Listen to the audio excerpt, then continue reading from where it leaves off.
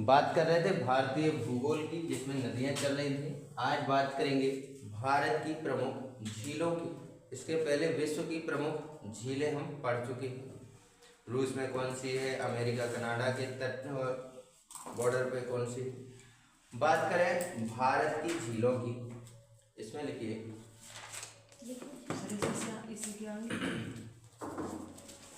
लिखा हो जिसका तो देखो आराम से।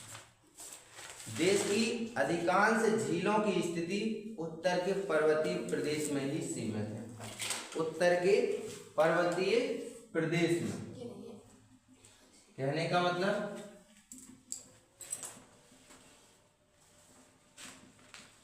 अधिकांश झीलें कहाँ हैं? उत्तर के पर्वतीय प्रदेश में, मतलब हिमालय पर्वतीय क्षेत्र में।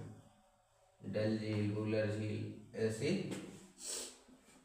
ज्यादातर झीलें कहाँ हैं? उत्तर के पर्वतीय क्षेत्र में। तो समझ जाओ उत्तर में क्या है, हिमालय है। तो हिमालय के पर्वतीय क्षेत्र में अधिकांश झीलें हैं। समुद्र तटीय क्षेत्रों में भी कुछ महत्वपूर्ण झीलें हैं, जैसे चिल्का झील उड़ीसा, बेम्बानद झील। ठीक है, तो ये समुद्र तटीय झील हैं। मैदानी भाग में इनकी कमी है। अब जैसे मध्य प्रदेश में, अब वो झील कह लो या तालाब कह लो भोपाल की, ठीक है, लेकिन वैसी झीलें नहीं है। अब जैसे मैदानी इलाका है, उत्तर प्रदेश में कौन सी झील है बड़ी बड़ी? नहीं, मैदानी क्षेत्रों में इनकी कमी है। झीलों को क्या चाहिए? एक तो उनका आकार होना चाहिए, दूसरी बात उनमें पानी भी तो आना चाहिए। ऐसा थोड़ी है कि स्विमिंग पूल बना दिया और वहां ना तो कुएं से पानी आ रहा है ना नल से। तो कोई पर्वत वगैरह होगा, उससे रिस रिस के इस गड्ढे को भरा जाएगा, तब ये झील कहलाएगी। समझिए,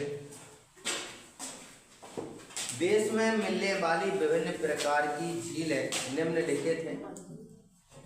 जैसे विवर्तनिक झील क्या होती है, तो ये समझिए कि विवर्तनिक झील किसे कहते हैं। कश्मीर की वुलर झील झेलम नदी पर बना गोखुर झील, इस पर विवर्तनिक क्रिया का प्रभाव है। विवर्तनिक का मतलब कोई नदी आ रही है, उस नदी के कारण एक विशाल जलाशय का निर्माण हो गया, फिर वो उसी जलाशय से आगे निकल गई, तो ये क्या हो गई? विवर्तनिक झील हो गई कि नदी से पानी आया, उस गड्ढे में भरा, अब वो झील का रूप ले लिया, फिर वहीं से वो एक किनारे से निकल गई। ज्वालामुखी क्रिया से निर्मित झील, अभी एक दिन मैंने ग्रुप में फोटो डाली थी कि अभी एक 12,000 साल पहले का ज्वालामुखी विस्फोट हुआ है, और वो बिल्कुल ऐसा था कि कभी फटेगा ही नहीं। 12,000 साल पहले के प्रमाण तक उसमें कोई भी विस्फोट नहीं हुआ था, लेकिन अभी हाल ही में हुआ। तो ज्वालामुखी क्रिया से निर्मित एक महाराष्ट्र में लोनार झील है। कहाँ है? महाराष्ट्र में लोनार झील।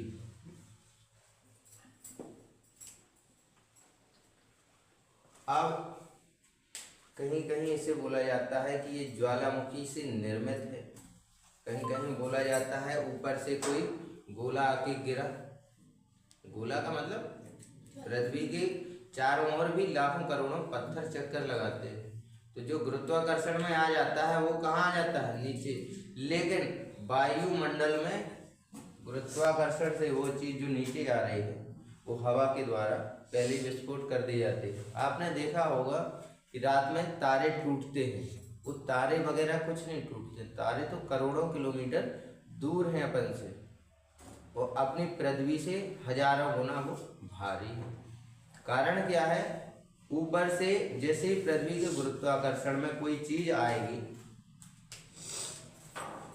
ये पृथ्वी है, इसके गुरुत्वाकर्षण में कोई चीज आई तो ये अपनी ओर खींचेगा, लेकिन जो वायुमंडल है हमारा, इसमें ये फंसेगा, और फिर इसमें जो धूल मिट्टी के कण हैं वायुमंडल में, ये इसे एक यहाँ से वहाँ खिसकाएगा, वहाँ से यहाँ खिसकाएगा। जब ये टकराएगा तो आपको एक तारे के समान दिखाई देता है कि थोड़ी सी रोशनी, और वो रोशनी कहाँ 10-12 सेकंड की होती है। आपको दिखागा यहाँ से वहाँ चला गया, बस एक पलक तोड़ी और मांग लिया वरदान।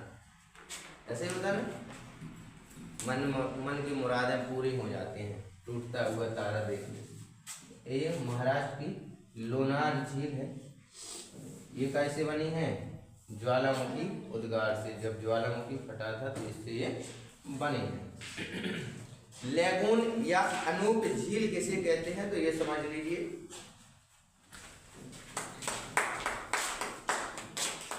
अच्छा किया।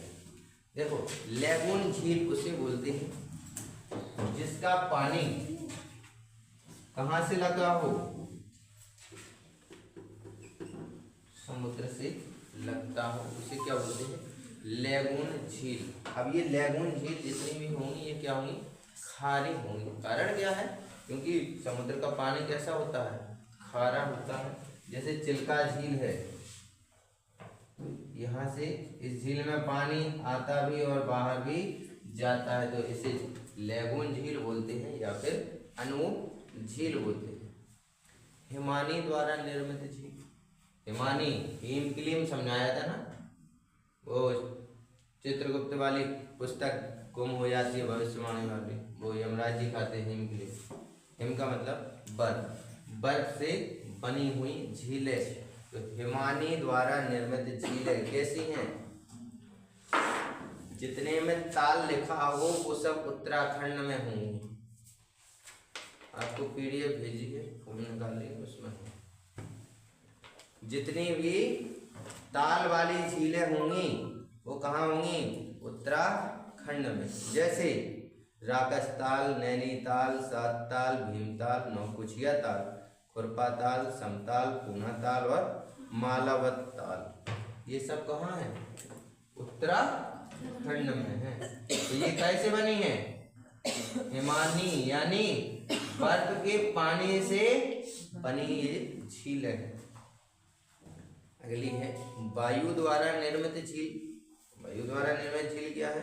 जैसे राजस्थान की सांभर झील, डिंडवाना झील, पंचभद्रा झील और लूणकरंसल झील, ये लवणीय झीलें हैं। इनमें नमक उत्पादन भी किया जाता है।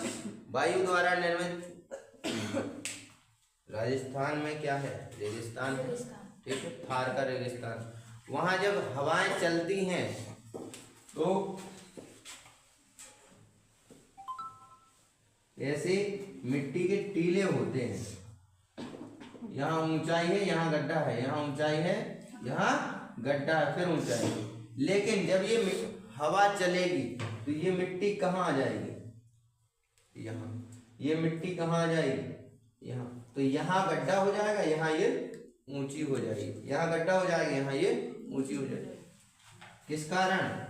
हवा की वजह से। और इसी हवा की वजह से राजस्थान में 4-5 झीलें हैं, जैसे सांभर झील, डिंडवाना झील, पंचभद्रा झील और लूणकरंसल झील। ये कैसे बनी है? हवा के द्वारा निर्मित झील हैं। क्योंकि जैसे अपने यहाँ जंप के लिए वो बालू डली है, मसुआ बोलते हैं, ऐसी रेगिस्तान की मिट्टी होती है। हवा तेज चलती है तो ये यहाँ से उड़ के यहाँ भर जाएगी, यहाँ से उड़ के यहाँ भर जाएगी। फिर जो ऊंचाई पर था वो समतल में आ जाएगा, यहाँ रेत के टीले बन जाएंगे। और इन्हीं रेत के टीलों के द्वारा किसका निर्माण हो गया है? हवा के द्वारा झीलों का निर्माण हो गया। पहली है महत्वपूर्ण झील उकाई। लिखा है किस नदी पर है? ताप्ती नदी पर गुजरात में स्थित मानव निर्मित है। इसे किसने बनाया है? मानव के द्वारा इसे बनाया गया। दूसरी है राणा प्रताप सागर व जवाहर सागर। कहाँ है? राजस्थान में। सागर लिख पाए हैं ना? एक दिन चंबल नदी पढ़ाई थी, राणा प्रताप और जवाहर सागर बैराज पढ़ाए थे। वो बांध नहीं है, क्या है? सागर यानी बैराज। ये झीलों के तरह का बनाया है। बांध का काम क्या होता है? सिंचाई के लिए नहर निकाल देंगे, नदी निकाल देंगे, लेकिन यहाँ क्या हुआ, पानी का स्टोरेज हो गया। अब वो पूरे शहर को, राजस्थान के जैसे कोटा हो गया, सीकर हो गया, तो वहाँ ये वैसे जाएगा पाइपलाइन के माध्यम से, ना कि नहर और नदी के माध्यम से। इतना हो गया। अगली झील का नाम गोविंद सागर है।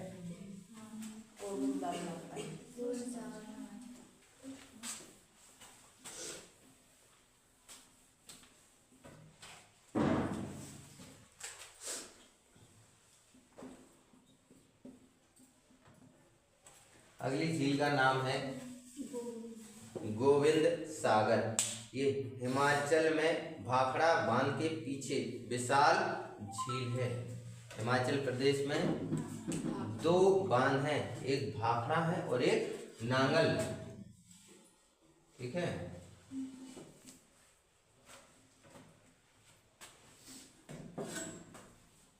कौन कौन से हैं? एक भाखड़ा है, दूसरा इन्हें खोल दें तो ये नल्ला पानी में डूब के मर जाए। ठीक है। तो हिमाचल प्रदेश में भाखड़ा बांध के पीछे है ये झील। ठीक है। अगली है नागार्जुन सागर। नागार्जुन सागर कहाँ है? आंध्र प्रदेश में।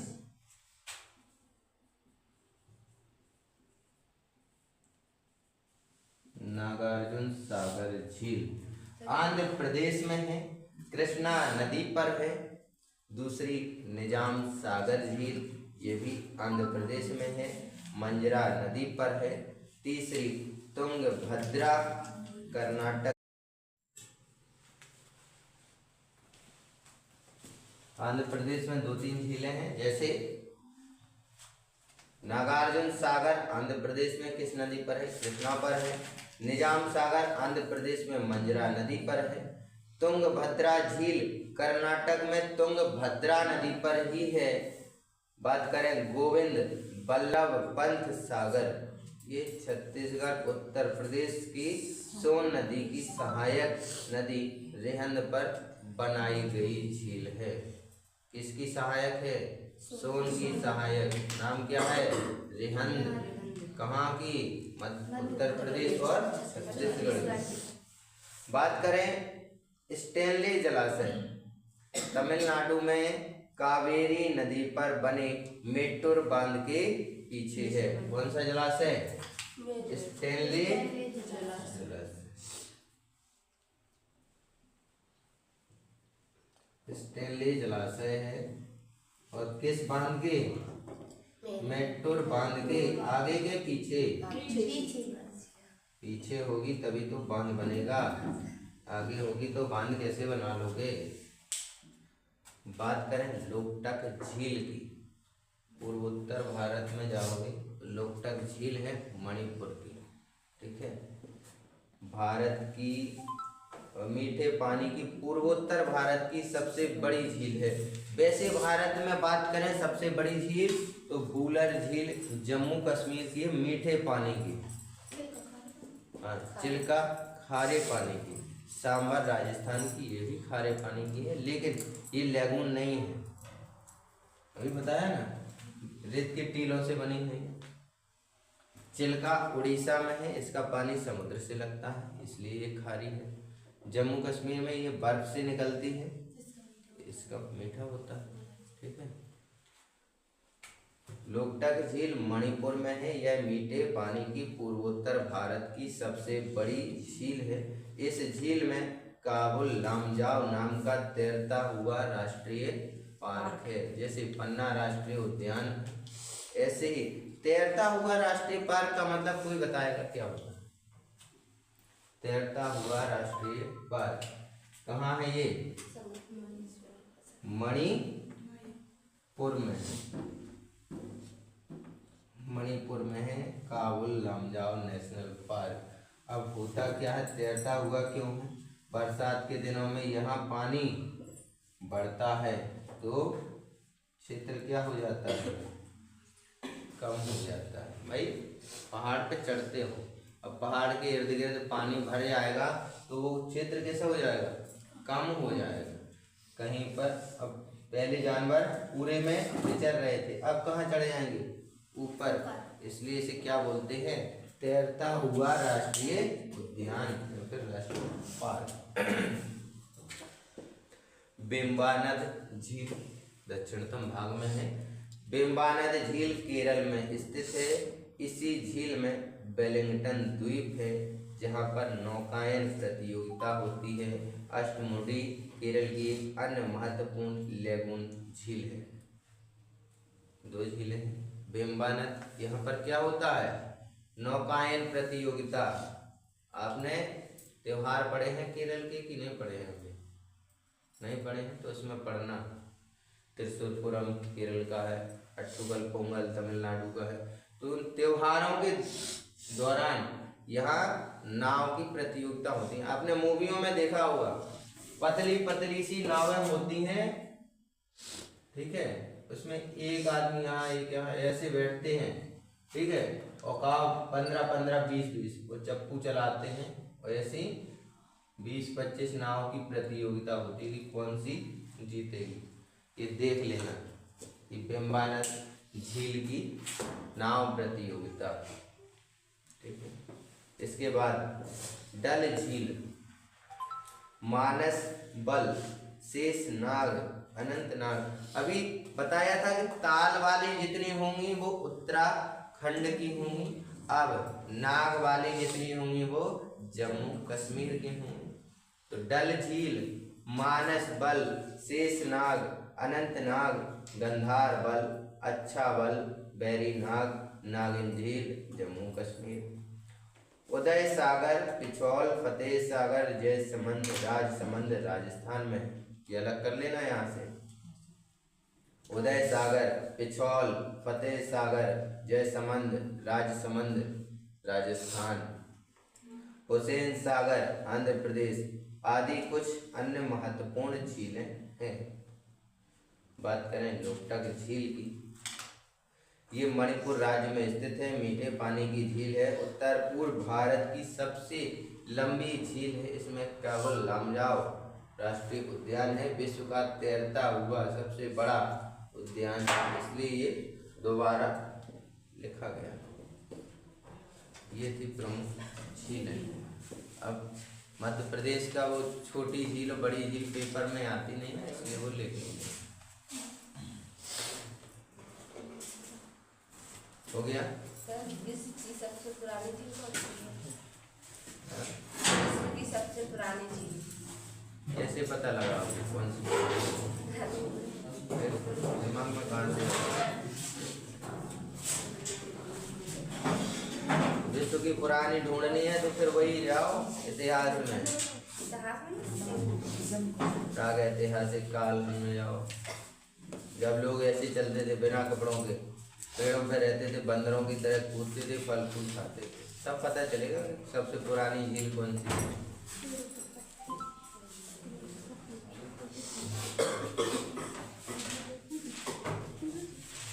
भारत की नदियाँ जो इम्पोर्टेंट हैं वो हो चुकी हैं। भारत की झीलें हो गई हैं। एक दिन क्या लिखवाया था और कुछ भी लिखवाया था, जलप्रपात हो चुके हैं। विश्व की नदियाँ रह गई हैं, है ना।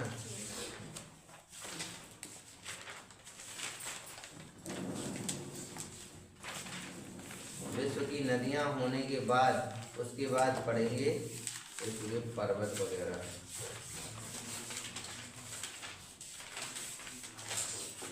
हेडिंग डालो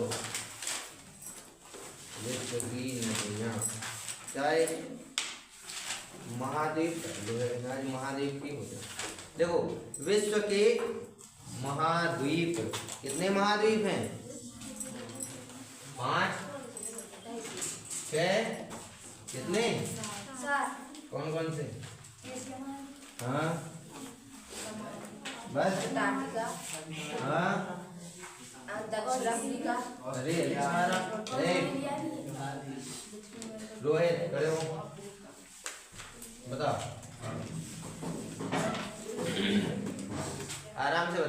लिखते जाऊंगा। एशिया महाद्वीप, एशिया, ऑस्ट्रेलिया महाद्वीप, ऑस्ट्रेलिया, अंटार्कटिका महाद्वीप, हाँ लो अंटार्कटिका लिख दी। अटलांटिका है ना? वो महासागर है। हाँ आगे यूरोप महाद्वीप यूरोप, और दक्षिण अमेरिका, हाँ साउथ अमेरिका हो गया।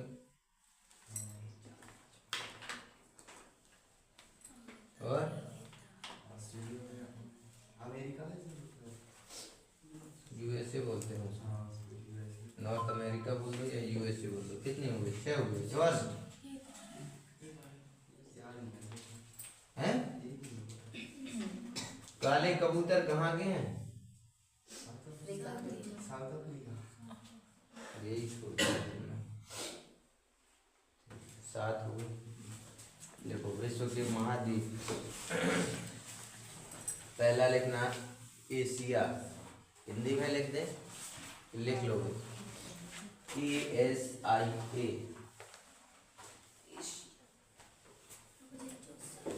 जी इसमें लिखना 29.9% क्षेत्रफल। कितना है? 29.9% क्षेत्रफल है।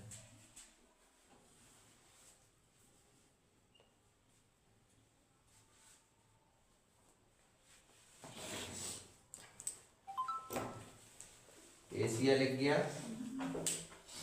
दूसरा लिखिए अफ्रीका। दूसरा क्या लिखना है? अफ्रीका 20.2%। 20.2% हो गया। तीसरा USA या फिर लिख लीजिए नॉर्थ अमेरिका।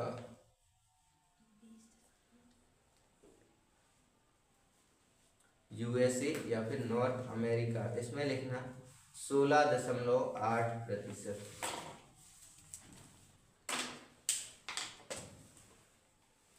16.8% क्षेत्रफल है इसके पास। साउथ अमेरिका यानी दक्षिण अमेरिका, दक्षिण अमेरिका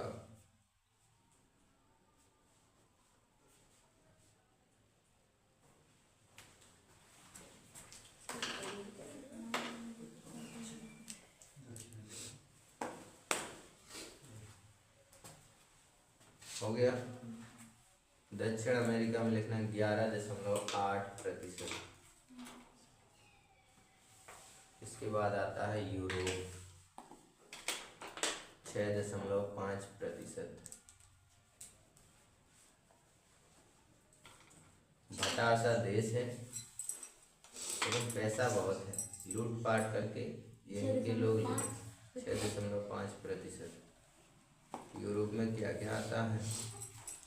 वो देश आता है जो भारत पर राज करता है, जैसे ब्रिटेन और फ्रांस।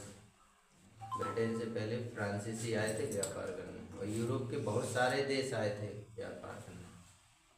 हो गया, चल रही, बंद हो गई। देखो अंटार्कटिका ANTARCTIC।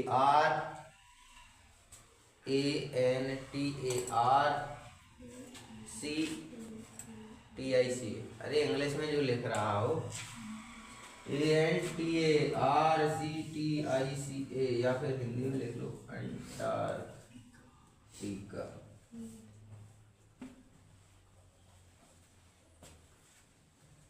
हो गया 9.6%।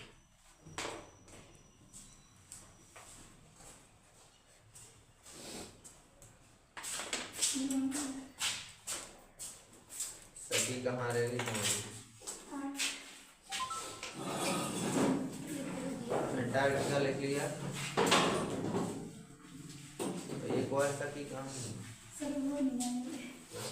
लिखिए ऑस्ट्रेलिया, क्या बचा है? AUSTRALIA, Australia.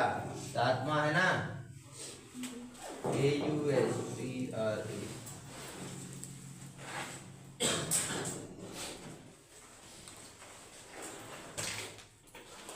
ऑस्ट्रेलिया।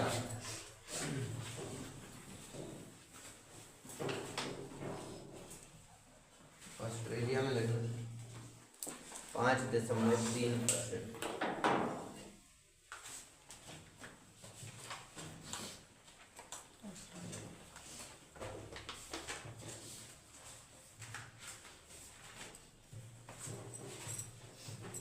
हो गया 100%। 100% तो ऐसे लिख लिया। अब पानी का कैसे लिखेंगे, जबकि पृथ्वी पर कितने प्रतिशत पानी है? 71 की 31? 71। पृथ्वी कितने पर है? 29 पर। ठीक है। वाह, अरे वायुमंडल में ऑक्सीजन कितने परसेंट है?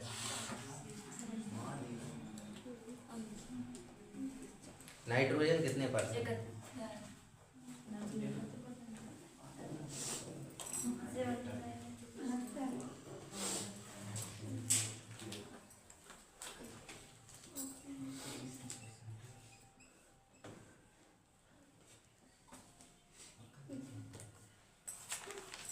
इतना ही है, कुछ और?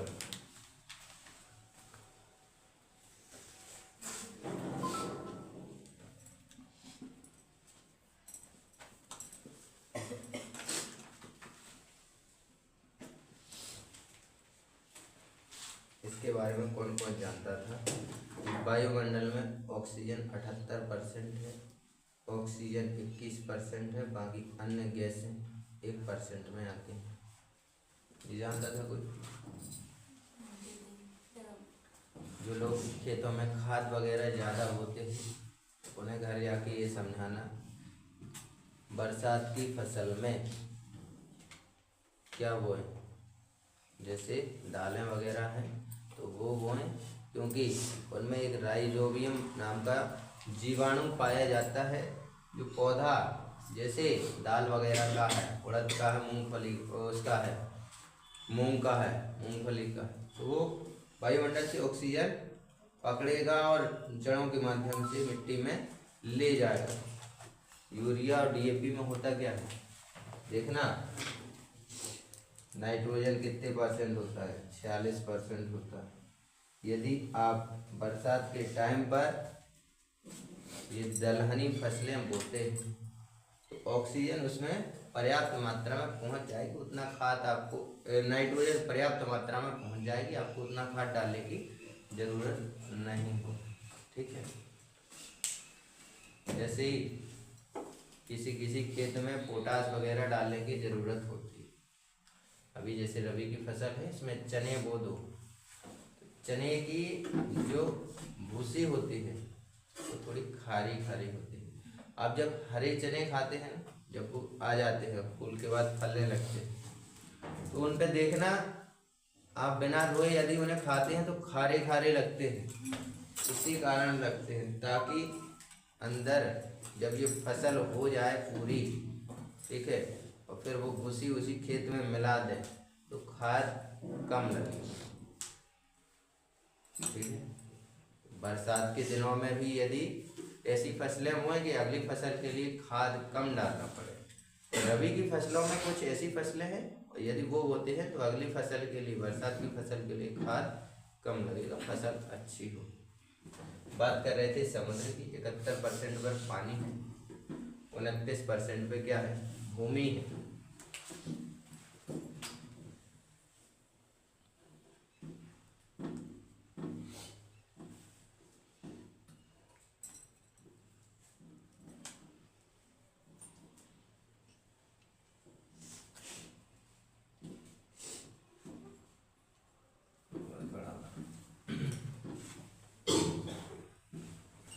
Asia, Europe,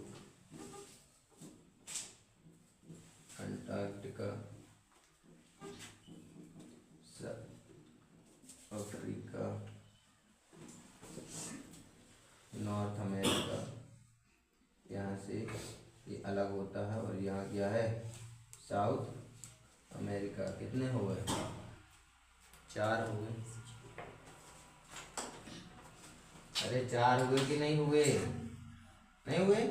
Australia, Asia, Europe, Antarctica, Africa, south America, north America हो गई। तो पानी 71% पर है और भूमि कितनी है? 29%। लिखिए एशिया, हेडिंग डालिए एशिया। एशिया के आगे क्या लिखोगे? द्वीप के महाद्वीप की प्रायद्वीप? प्रायद्वीप समझाए ना क्या कहलाता है?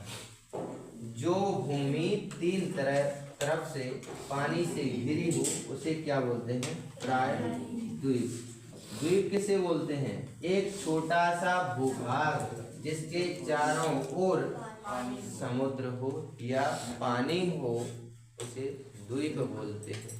एक इतना भारी भूभाग जिसमें लाखों करोड़ों वर्ग किलोमीटर का उसका क्षेत्रफल हो उसे महाद्वीप बोला जाता है। ठीक है। किसी को भारत का क्षेत्रफल पता है? 32 बस इतना ही है। 32 87 200 ऐसे बोलेंगे कैसे? ऐसे बोलेंगे 32 87 200 वर्ग 63 32,87,263 वर्ग ऐसे बोलते हैं। 32,87,200। मध्य प्रदेश का 3,08,252 होगा जब तुम भय नहाते। तुम्हारा जन्म कब का है? 2000 के बाद का कि पहले का? बाद का है ना। तो जब तुम भय नहाते जब हो तो 2052 3,08,252 वर्ग किलोमीटर। ठीक है। पेपर में लिख नहीं आना कि 245 है। वो मॉक टेस्ट वाली पागल है। तो तुम मॉक टेस्ट में फंसे हो। डेली का एनालिसिस देखो उसमें कुछ होगा। ठीक है। अब वो पैटर्न चेंज हो रहा है फिर से हर 2-3 दिन में। एमपी पुलिस का पैटर्न चेंज हो रहा है उसके हिसाब से पढ़ते रहो। आज की दोनों शिफ्टों में जितना आया है 4-5 घंटे उसी से संबंधित पूरे टॉपिक कंप्लीट कर लो। अगले दिन हो सकता है वही आ जाए, पूरा पेपर बन जाएगा। एशिया लिखिए। यूराल पर्वत, इसी में क्या है? यूराल पर्वत है, कैस्पियन सागर है, काला सागर है,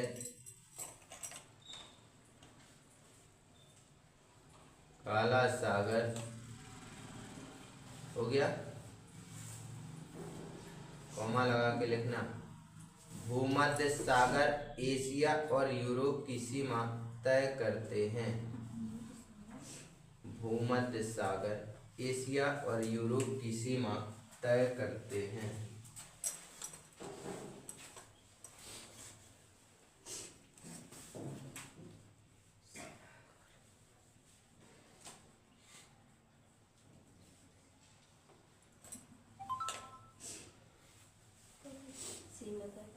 तय करते हैं।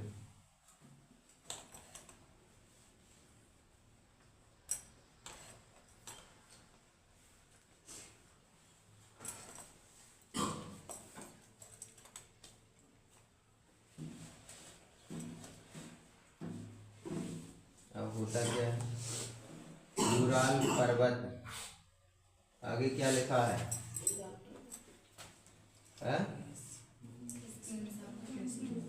यूराल पर्वत है, कैस्पियन सागर है, यहाँ ये झील है। आगे काला सागर यहाँ है। आगे भूमध्य सागर यहाँ है। आगे एशिया और यूरोप की सीमा बनाता है। तो देखो रूस एक ऐसा देश है जो एशिया में भी आता है और कहाँ आता है? यूरोप में भी आता है। विश्व का सबसे बड़ा देश क्षेत्रफल में कौन सा है? ये एशिया में भी आता है और यूरोप में भी आता है। ठीक है। तो कुछ भाग यूरोप में और कुछ भाग एशिया में, इसलिए इसे क्या बोलते हैं, यूरोप के भाग को यूरेशिया। यू से यूरोप हो गया, यूरे से और सिया से एशिया हो गया, ये दोनों में आता है। तो यूराल पर्वत, कैस्पियन सागर, काला सागर और भूमध्य सागर हर एशिया और यूरोप को अलग करने का काम करते हैं। अगला पॉइंट लिखिए, लाल सागर और सुएज नहर। लाल सागर और सुएज नहर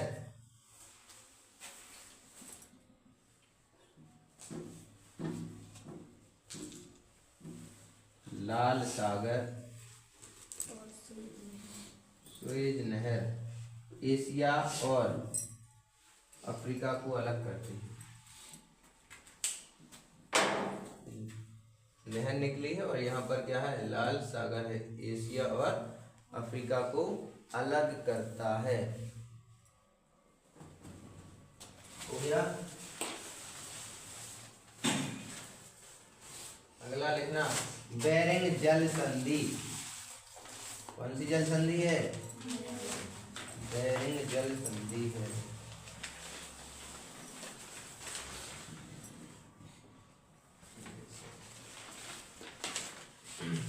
बेरिंग जल संधि एशिया को उत्तरी अमेरिका से अलग करता। अब ये नहीं बोलने लगना सर एशिया यहाँ है, उत्तरी अमेरिका यहाँ है, ये है कैसे, गोल है ना। इसको जब ऐसे फोल्ड करेंगे तो ये कहाँ पहुंचेगा, एशिया के बगल में। उत्तरी अमेरिका के पास, अमेरिका के पास जो अलास्का पर्वत है, ये पहले किसका भाग था, रूस का था ना, पढ़ाया था एक दिन। अब यहां से इसे दूर दिख रहा है, लेकिन जब ये फोल्ड करेंगे तो ये कहाँ हो जाएगा, यहाँ अलास्का।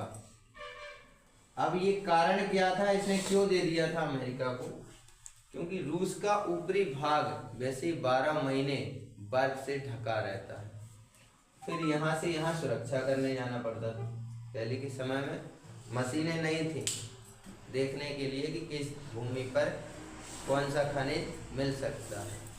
इसने दे दिया किसे, अमेरिका को। अब अमेरिका ने इतने भंडार निकाले वहाँ पेट्रोलियम की, लिथियम वगैरह की, बैटरी में जो बनती है ना लिथियम की स्कूटी की।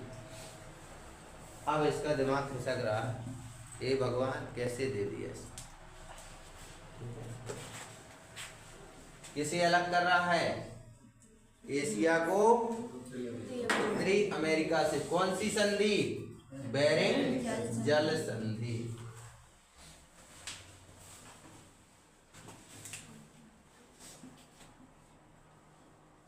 बेरिंग जल संधि, ये इस तरफ बने हैं तो इस तरफ बना, कोई परेशानी नहीं। नॉर्थ अमेरिका, साउथ अमेरिका, ये अलास्का वैसे बना है। अब जब मोड़ दोगे किसी कागज को तो इस तरफ आ जाएगा वो पास में। बेरिंग जल संधि हो गया, उत्तरी अमेरिका से अलग करता है। अगला लिखिए, सर बेरिंग जल संधि एशिया को उत्तरी अमेरिका से अलग करता है। सबने लिख लिया, आप रह गए हैं। हो गया। अति प्राचीन स्थल, अति प्राचीन स्थल अंगारा लैंड। अति प्राचीन स्थल अंगारा लैंड।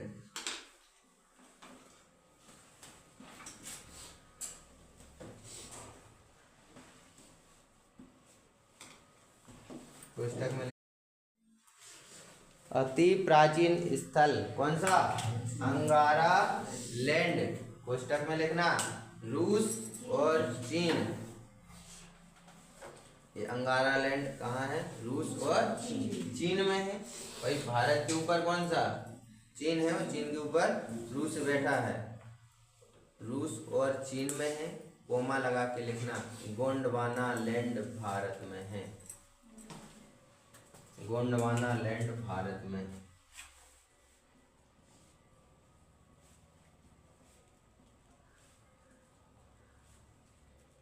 मानव के सबसे पहले साक्ष्य कहाँ मिले हैं? इन्हीं दोनों जगहों पर मिले हैं, अंगारा लैंड में और भारत में गोंडवाना लैंड में। और ये गोंडवाना लैंड अपने मध्य प्रदेश का हिस्सा है। इतना समझ में आया?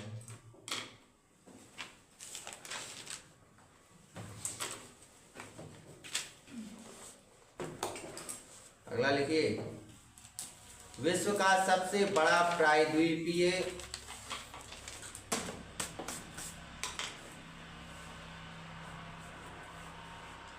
विश्व का सबसे बड़ा प्रायद्वीप,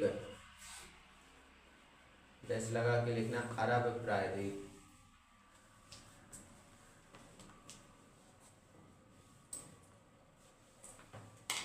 हो गया? अगला पॉइंट लिखना, फिलीपींस के पास विश्व का सबसे गहरा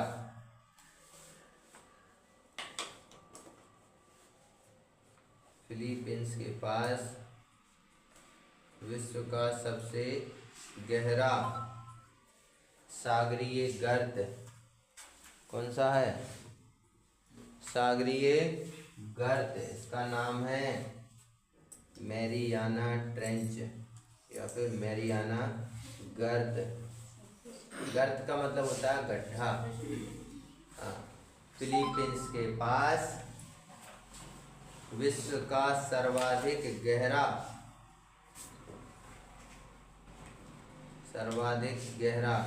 सागरीय गर्त मैरियाना गर्त।